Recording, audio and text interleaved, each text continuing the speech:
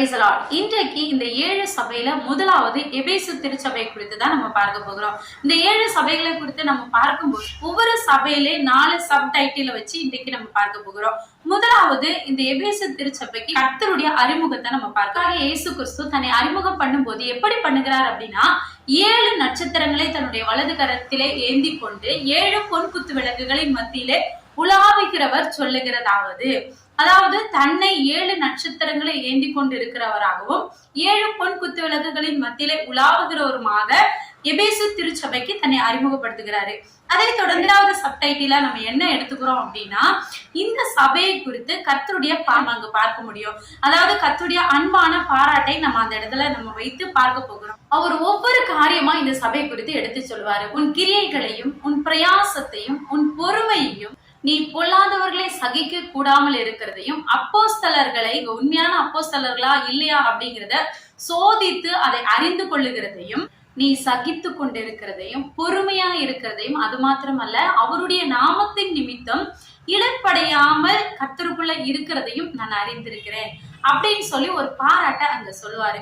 மூன்றாவது நம்ம சப்டைட்டிலா என்ன எடுத்துக்கிறோம் அப்படின்னா, அன்பான கடிந்து கொள்ளுதல். அதோடு கூட ஒரு சில எச்சரிப்பையும் அங்க அவர் கூறுவாரு. அவர் ஸ்டார்ட் பண்ணும்போதே என்னன்னு சொல்லுவாருன்னா, நீ ஆதியிலே கொண்டிருந்த அன்பை விட்டாய் அப்படின்னு சொல்லி அங்க ஸ்டார்ட் பண்ணிட்டு அவர் சொல்லுவாரு, நீ இந்த நிலைமையில இருந்து விழுந்த அப்படிங்கிறத நீ அறிந்து கொண்டு ஆதியிலே கொண்டிருந்த அன்புக்கு மறுபடியும் திரும்பி வா அப்படின்னு சொல்லி அவங்கள இன்வைட் பண்ற மாதிரி இருக்கும்.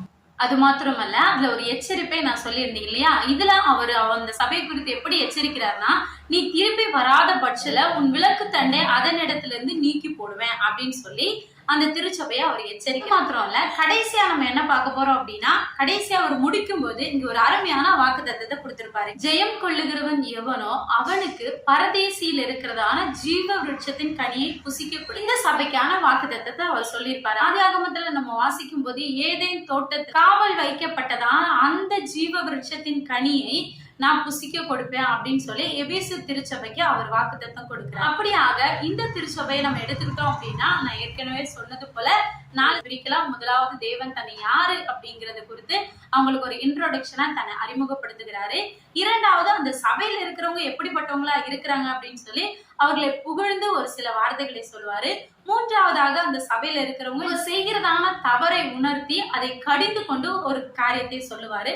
கடைசியாக நீங்க இது எல்லாவற்றில இருந்து மீண்டு வந்தீங்க அப்படின்னா இந்த ஆசீர்வாதத்தை, இந்த வாக்கு தத்தத்தை உங்கள் வாழ்க்கையில நான் செய்வேன் அப்படின்னு சொல்லியிருப்பாரு.